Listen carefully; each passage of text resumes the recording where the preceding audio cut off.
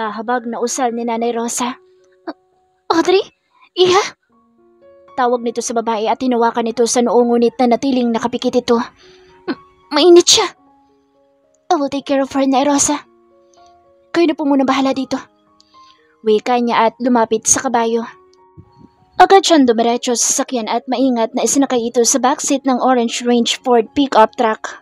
Pumihit siya paunahan at sumakay sa driver's seat at agad na pinaandar ang makina. Kailangan niyang maiuwi si Audrey sa bahay at makapagpahinga ito, kundi tutuluyan itong lagnatin. Nakatanaw na naman mula sa malayo sa Erica at tinatanaw ang papaalis na sasakyan na Jake pabalik sa bahay. Naikuyom niya ang pala dahil sa pagkamuhi. Sulitin mo na ang natitirang oras sa'yo, Audrey, dahil oras ko na para bawiin ang akin.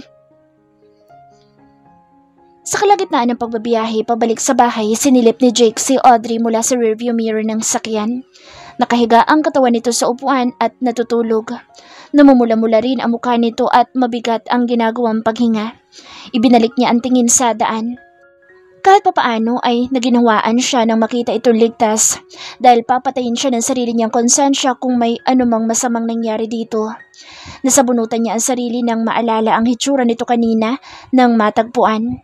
Naiinis siya sa sarili at wala man lang siyang nagawa ng panandalian itong mawala. Hindi rin niya magawang humingi ng tulong sa mga trabahador sa rancho lalo na't pulos mga kalalakihan ng mga ito. Matapos ang 15 minutos na biyahe, ipinarada niya ang sakyan at agad na bumaba. Binuksan niya ang pinto ng backseat at ginising ang babae. Audrey. Hinawakan niya ito sa balikat at marahang niyugyug. Audrey. Love. Umungol ito at pilit na nagmulat ng mata saka tumingin sa kanya. Can you stand up? Itinukod dito ang kamay at pinilit ang sariling tumayo. Ngunit ilang segundo pa'y bumagsak lang din ito sa pagkakahiga. No, you can't. Marahan niya itong inakay at dinala sa mga bisig. Ipinulupot dito ang mga braso sa kanyang leeg bilang suporta. Sinipa niyang pasara ang pinto ng sasakyan, saka pumasok sa loob ng bahay. Hindi pa man nakakapasok sa bahay nang matigilan si Jake sa paglalakad. Ramdam niyang mas siniksik pa ni Audrey ang muka sa kanyang leeg. He can feel her lips softly touching his neck.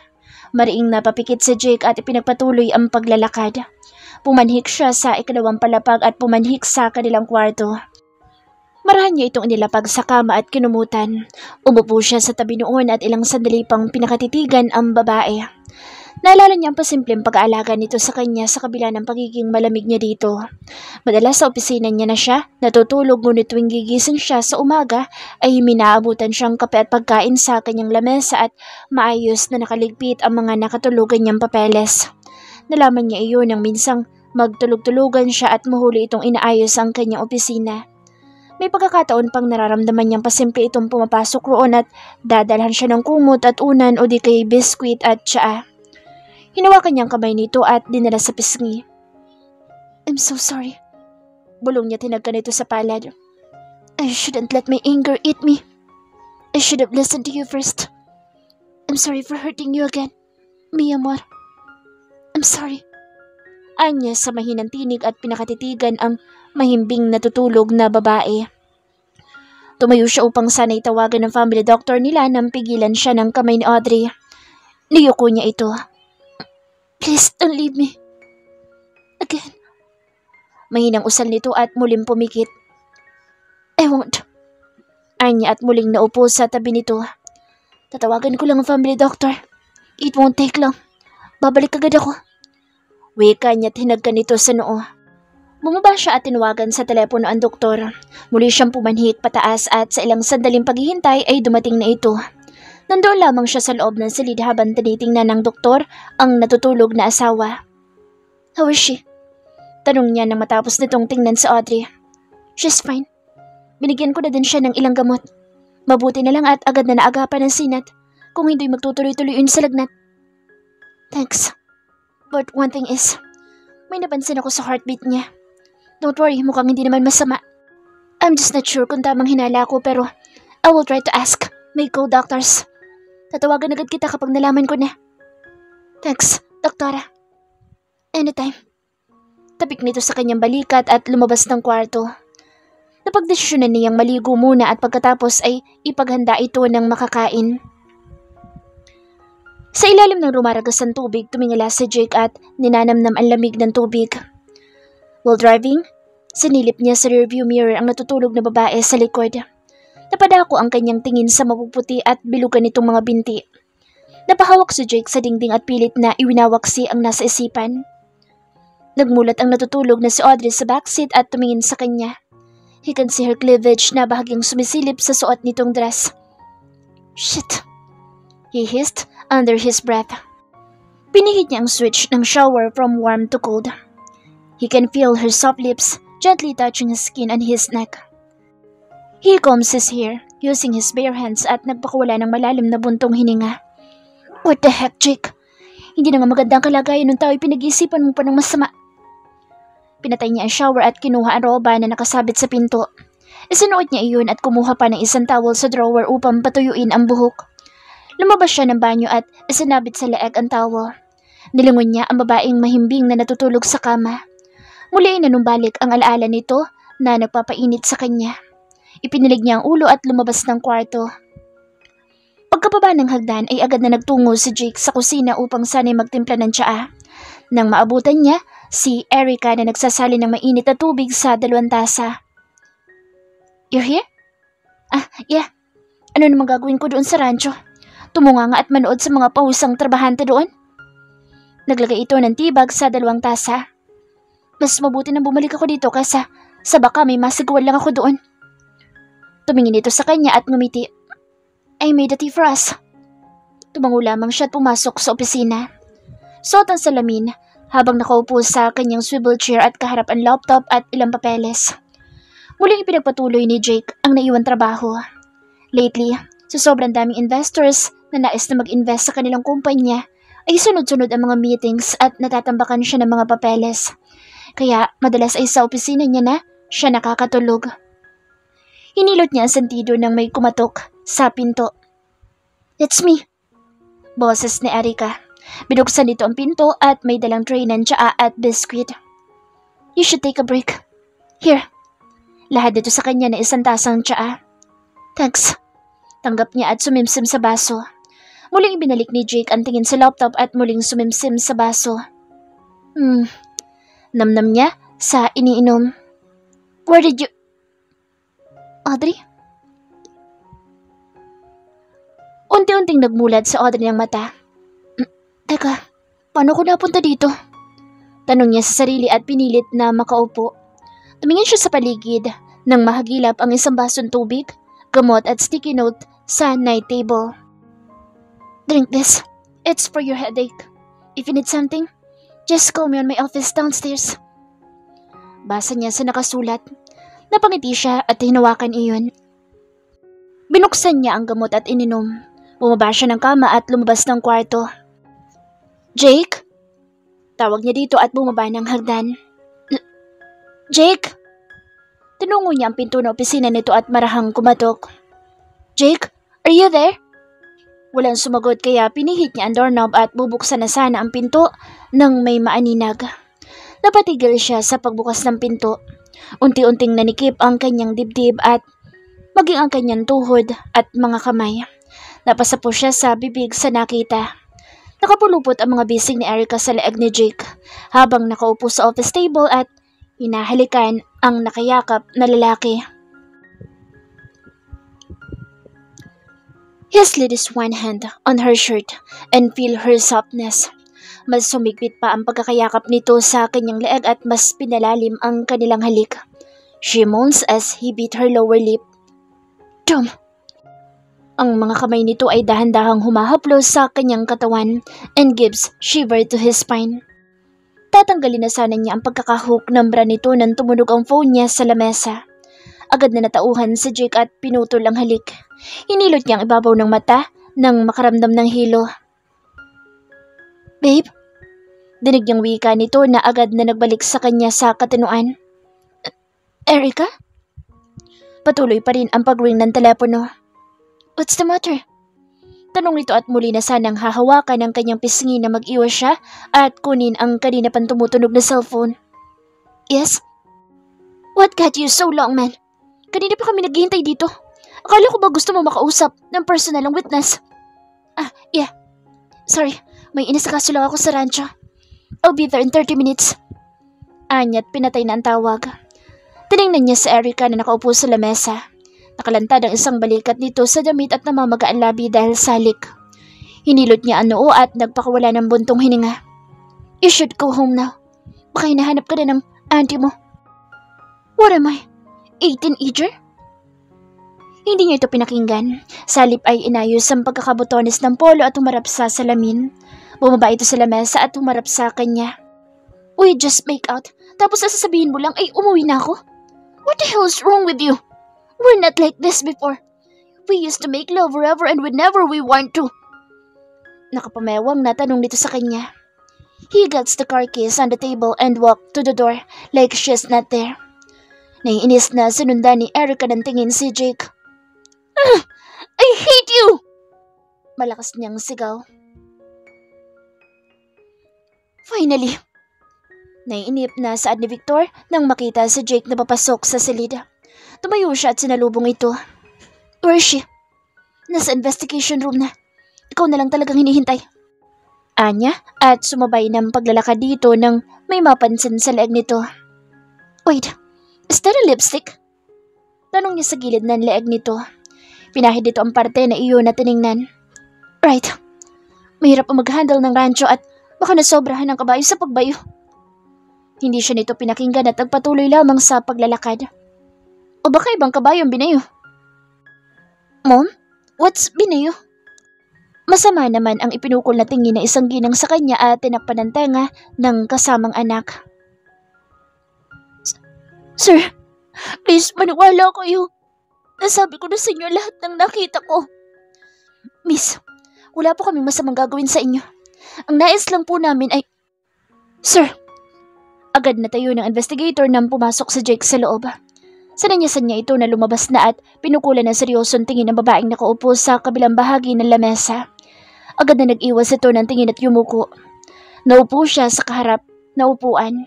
Kita niya ang panginginig ng mga kamay nito na nakapatong sa lamesa. What's your name? He authoritatively asked. Rika, do you have a family? Nag-angat ito ng tingin. Kapatid. Special child. How about your parents? Hiwalay na po sila. Naiwan kami sa poder ng lola namin. Anito at nilalaro ang mga daliri na nakapatong sa lamesa. Kinuha niya ang folder na nakapatong sa lamesa at binasa iyon. Itels, 1.5 year ka nang nagtatrabaho sa mansyon. Malaki ang sweldo, libre pagkain at maayos ang pakikitungo sa inyo. Tell me, why did you resign? Natigilan nito. Binayan ka ba nila? Unti-unting nanginig ang mga kamay at balikat nito. Or threatened you? Unti-unting namutawi sa tahimik na silid ang mahinang hikbi nito. Who they are? Nagangat ito ng tingin sa kanya. Baka sa mukha nito ang takot at pangamba. Papatay nila ang kapatid ko kapag nagsalita ako. Agad na napunot ang noo ni Jake. Then, what about the statement you told us last time? Yumuko ito at tinakpan ng bibig upang pigilan ng malakas na paghagulhol. Nanginginig ang buong katawan nito sa kabila ng pag-iyak nito. Hindi pwede. Tell me. Kalmadong tinig ni Jake. Umiling-iling lamang ito at patuloy sa pag-iyak na mas ikinaiinis ni Jake. Don't tell me! Umalingaw-ngaw ang bariton ng boss niya sa loob ng silid at ang malakas na paghampas niya sa lamesa. Jake, calm down. Rinig nilang tinig ni Victor sa intercom ng investigation room. You're scaring her. Umayos siya ng pagkakaupo. I hate repeating myself. Anya sa nagtitimping tono at pinag-cross ang kamay sa kanyang dibdib. Please, kapatid ko na lang ang meron ako. Papatayin nila siya. Pagmamakaawa nito. Fine, let's have a deal. I'll hire someone's group to protect your sister as well as your grandmother. Kung kinakailangan ilipat kayo ng tirahan para masigurado na ligtas kayo, I will. Just cooperate with us and I'll make sure na walang masamang mangyayari sa kapatid mo. Now what? Are you with us or no? Umiiyak itong dahang-dahang tumango. No, tell me the story. Meanwhile, at Atienza's mansion. Stop, please. Pigil na Audrey sa kanyang ama na pababa ng hagdan. Anong tingin mo sa akin, Audrey? Pabayang ama? Kailangan ko ba kausap ang Rafael na iyon nang mapagsabihan niyang anak niya? Han, let's hear Audrey first. Sunod na Celestina sa kanila. Tumigil sa Severino nang makababa sa hagdan. Nakapamewang siyang nagbuga ng buntong hininga at tumingin sa anak. Dad, please. Walang kasalanan sa Jake. It was me. Ako ang kusang umalis ng bahay. Then why are you crying when you arrive here? Hindi ako tanga. Alam kong may ginawa ang Jake na yun sa'yo. No, Papa. Please hear me out. No. Kung yan lang pala ang mapapala mo sa lalaking yun, sana hindi na kita ipinagkatiwala pa sa kanya. His voice broke as he stares at his daughter. Inalaga at pinalaki kita ng puno ng pagmamahal, Audrey. Bilang ama mo, sobrang sakit para sa akin, sa amin, na makita ka nasasaktan. Tahimik naman si Audrey na umiiyak at nakayuko habang pinakikinggan ng ama. Sobrang sakit para sa akin na ipagkatiwala ang anak ko sa maling tao. Ama ko at alam ko kung anong nararapat sa anak ko. Umiiyak na rin sa Celestina na nasa hagdan. I'm sorry, but please, huwag niyong idamay si Jake. Just for the sake of my child. Dali-daling bumaba ng kanyang sasakyan sa Jake nang makaabot sa bahay. Senyorito, na-deliver. Hindi na naituloy pa ni Boyet ang kanyang sasabihin nang dire-diretsong pumasok ito sa bahay. Pagkabukas ng pinto ay agad niyang hinanap ang asawa. Audrey? Paakyat na siya ng hagdan na lumabas mula sa kusina sa Nanay Rosa. Jake. Ngunit hindi niya ito pinansin at patuloy lamang ang pagpanhik papuntang ikalawang palapag. Audrey? Katok niya sa pinto at binuksan iyon. Naabutan niya si Martha na tinutupi ang malaking kumod sa kama. Senyorito, where's Audrey? Nahahapo niyang tanong at itinukod ang kamay sa tuhod. Hindi ito sumagot at tahimik na umiyak lamang. Umayo siya ng tayo at nagbuga ng malalim na hininga. Where is she? Pasensya na po, senyorito. Hindi ko na po napigilan. Kanina pa po siya umalis. Napahawak na lamang siya sa bewang at napatingala. Tiningnan niya ang nakabukas sa cabinet. Wala na ang mga damit nito roon. Agad siyang bumaba at nakasalubong sa Nanay Rosa. Iyo, hindi naman sa nangihimasok sa relasyon ninyo pero bigyan na muna natin ng oras at panahon sa Audrey. Alam ko magulo at mahirap pero yun ang tama. Hayaan na muna natin siya. Nay, it's my fault after all. Alam kong hindi papayag sa dad sa... He trusted Audrey to me at responsibilidad kong ibalik siya. I will bring her back home, Nay. Pagkasabi noon ay agad siyang muli sumakay sa kotse at pinaharurot iyon. Lumapit si Sally kay Nanay Rosa at niyakap ang matanda. Sorry po, Nay Rosa. Hindi ko na po napigilan si Ma'am Audrey. Wala kang kasalanan, Iha. Desisyon iyon ni Audrey. Anya at hinimas ang ulo nito. Hours ago. Napatras si Audrey sa nakita. Natakpan niya ang bibig upang pigilan ang hikbing nais kumuwala. Unti-unting bumigat ang kanyang paghinga. Sobrang sakit. Hawak niya sa pusong parang pinipiga. Bakit? Tanong niya sa sarili at unti-unti lumapit sa pinto. Hahawakan na niya sana ang doorknob nang pigilan niya ang sarili. Hindi niya kaya. Hindi niya kayang makita ang katotohanan ng tuluyan ng nabawi ni Erica ang nais nito. Muling bumuhos ang malaking butil ng luha sa kanyang mga mata. Lumayo siya sa pintuan at lumakad paalis.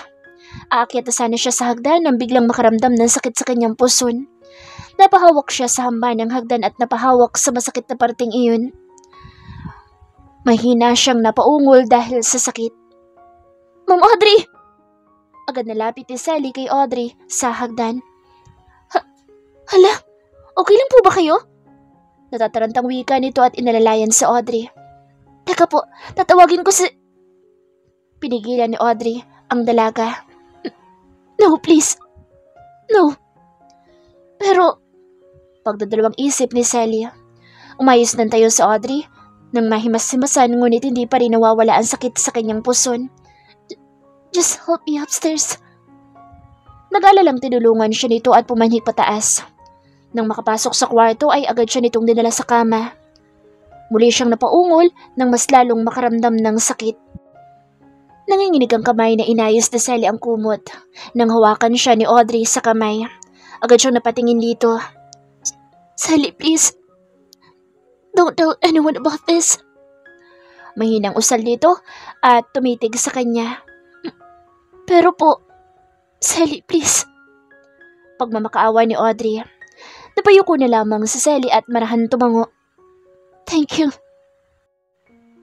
Paglabas ng kusina, inaabutan ni Martha ang padabog na paglabas ni Erica sa office ng amo at ang papaalis na sasakyan nito. Nagkabit-balikat na lamang siya at pumanhik pataas. Harot kasi. Senyorita, gising na po ba kayo? Katok ni Martha sa pinto at sumilip roon. Anong ginagawa niyo? Tanong niya na makita ang damit na nakasalansan sa kama at inilalagay sa malaking maleta. Inilapag ni Sally ang huling maleta kasama ng iba pa sa bukana ng bahay. Lumapit si Nanay Rosa kay Audrey at hinawakan ito sa mga kamay. Sure ka na ba sa desisyon mo, Iha? Yumuko si Audrey sa mga kamay nilang magkadaob at muling tumingin sa matanda. Mahal ko si Jake, Nay. Mahal na mahal, pero kung ito ang gusto niya, gagawin ko. Kahit masakit. Paano ang anak niyo? Kinagat niya ang ibaba ang labi. Hindi ko ipagdadamot sa kanya. Iha, nakaredy na po sa sasakyan, senyorita. Malungkot na wika ni Martha. Salamat sa lahat. Tingin niya sa mga ito at unti-unting bumagsak ang mga luha sa pisngi ni Nanay Rosa. Yumuko naman sa Sally at nag-iwas ng tingin si Martha upang ikubli ang namumuong mga luha sa mata ng mga ito. Malaki naging bahagi ng mga ito sa buhay niya kasama si Jake. Bahagi sila ng pamilyang meron sila sa bahay na iyon. Isama na si Boyet at ang mga trabahador sa rancho. Sa huling pagkakataon ay sinulyapan niya ang bahay kung saan umusbong ang pagmamahala ng bawat isa. Madaming alaala sa bawat sulok nito na hindi niya makakalimutan. Muli siyang nagbaling ng tingin sa mga ito. Ngumiti siya sa mga ito at sumakay na sa sasakyan. Pagkasara ng pinto ay binalingan niya si Boyet na hindi makatingin sa kanya ng diretso. Kita niya ang refleksyon nito sa salamin na pinipigilan ng pagluha. Napatawa siya at nagsuot na lamang ng seatbelt. In-start nito ang makina at sinamulang paandarin. Tumingin siya sa side mirror kung saan kita ang kabuuan ng papalayong bahay. Naalala niya noong una siyang dinala doon ni Jake at kung papaano siya mainit na salubungin ng mga tao roon. Parang kailan lang ay napakasaya pa nila. Hindi niya lubos maisip kung papaano sila humantong sa ganitong kalagayan. Tinakpan niya ang bibig at tahimik na umiyak. Present time. Agad na ipinarada ni Jake ang kanyang sasakyan sa tapat ng nakasaradong gate ng mansyon ng mga Atienza. Pinindot niya ang doorbell ng ilang ulit, ngunit mukhang walang balak na magbukas ng gate ang mga ito. Sa inis ay kinalampag niya ang gate at nagsisigaw. Audrey! Please! Talk to me! Muli niyang kinalampag ang gate. Dad! Mom, please! Ilang ulit pang nagsisigaw siya at walang kahit na sino man tao ang lumabas. He leans his head on the gate and sigh. Muli na sana siyang sisigaw na may lumabas mula sa pinto ng mansyon. It was his daddy Severino and Celestina. Umayo siya ng pagkakatayo. Please, let me talk to her. Lumapit ang mga ito sa kanya at binuksan ang gate. And what? Hurt her again? Matigas na wika ni Don Severino. Dad, please. Just let me talk to her. Wala akong anak na irresponsable. Sigaw nito sa galit. Ipinagkatiwala ko sa iyong anak ko. Sa iyo, Jake. But what did you do? May diin ang bawat salita nito. She's suffering. And guess what? For sure, hindi mo alam na nagdadalang tao siya. Doon ay tila tumigil ang mundo ni Jake sa narinig. Audrey is pregnant. Am I right? Nagpipigil na napabuga ng hangin si Don Severino na hindi masapak ang anak. Alam kong may ginawa ka na mas ikinasakit ni Audrey. But you know what? Ayaw niyang sabihin sa amin dahil alam niya kung ano magagawa ko kung malalaman ko man iyon. Mahal na mahal ka ng anak namin, Jake. Pero tama na yung isang beses na umuwi siya dito sa amin na umiiyak. Wika naman na Doña Celestina. Yumuko na lamang si Jake. Hindi niya alam kung ano na dapat ang kanyang gawin. Tama ang mga ito. Kung responsable nga siya ay hindi niya magagawang saktan ang asawa niya. Ngayon pa lang ay sinisira na niya ang pangalan ng pamilya nila na walang Sandoval ang tumatalikod sa responsibilidad nila. Turo iyon sa kanya ng kanyang lolo bago pa ito sumakabilang buhay. But look what he done. Siya mismo ang sumira sa pangalan nila. Muli siyang nagtaas ng tingin. Tama po kayo. Irresponsable po ako. Kung dapat lang nasaktan niyo ako, I will accept it. But please, let me talk to my wife. No! Matigas na saan ni Don Severino. Ako na mismo magpa-file ng annulment para sa kasal niyo. I already talked to your father. Kung ang batang iniisip mo, hindi namin siya ipagdadamot sa'yo. Huwag ka mag-alala dahil hindi naapektuhan ng business at share sa personal problem natin. Now, and if you're looking for my daughter, she's not here. Diretsong saad ng Don. Wala na siya dito, Jake. She decided to live with her lola in Brazil. Kung iniisip mong sundan siya, please, just give her time. I know my daughter so well, and she need to find herself. Wika na Doña Celestina at tinapik ang balikat ni Jake. Marahan tumango si Jake. Thank you. Anya at sumakay na sa sasakyan. Agad na sinalubong ng yakap ni Nanay Rosa ang alaga na makauwi ito. Baka sa mukha nito ang pagod at sakit. Iho, magtatrabaho pa po ako. Anito at tahimik na pumasok sa loob ng opisina nito. Sinundan na lamang ng tingin ni Nanay Rosa ang alaga. Okay lang po ba sa senyorito? Tanong ni Sally nang makalapit. Hindi. Iling niya. Hindi maayos ang lahat. Anya at tiningnan ang nakasarang pinto ng opisina.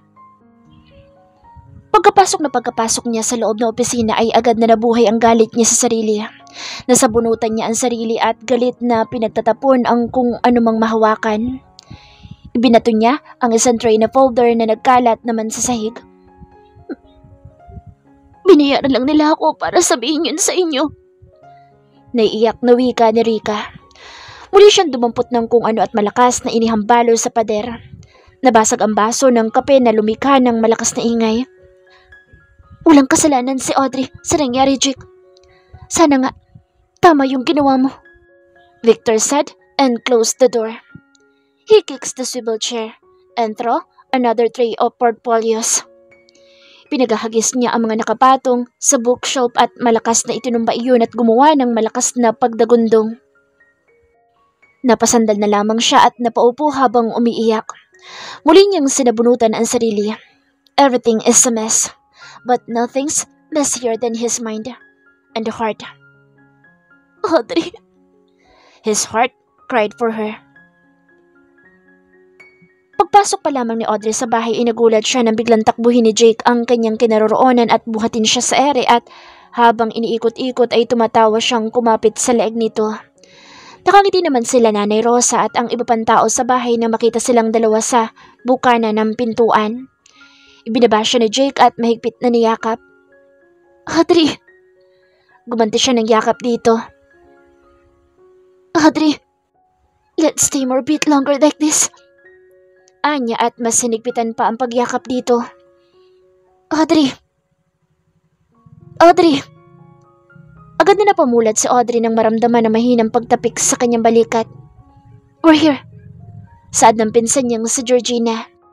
Ilang beses siyang napakurap at kinusot ang mata. Umayo siya ng pagkakaupo at sumilip sa bintana. I am here. Pinagbuksan sila ng pinto ng driver at agad na sinalubong ng mga butler at maids ng mansyon. Welcome home, Senyorita Audrey. Sabay-sabay na wika ng mga ito at yumuko. Lumabas mula sa mansyon ng isang mestisang eleganteng matanda na nakasuot ng velvet green Chanel dress. Ang mga katawan nito ay namumutaktak sa mga alahas na suot nito. She gracefully walks towards her with joyful on her face. Oh, my beautiful granddaughter! Welcome back home! Catalina Leonor Alba Chanza giggles as she fills her granddaughter's cheek. Thank you, Grandma. She smiles at her. Ngunit sa kabila ng ngiting kanyang ipinakita ay nasa likod ang pigati at sakit ng kanyang nararamdaman. You did the right choice, Audrey. Away from that dangerous man. Jake. 4 years after. Leaning on his black-coated office chair, facing the whole city of Texas behind the big wall of glass, Jake reaches a folder on a table on his right side and opens it. He licks his thumb as he turns the paper for the next page when his phone vibrates on his table. Ibinaba niya ang hawak at kinuha iyon. It was Victor who's calling. Yes? Sagot niya at tumayo sa kinaupan. I'm not sure if I can make it, but I'll try. Sure. He put his hand on his pocket while facing the glass wall.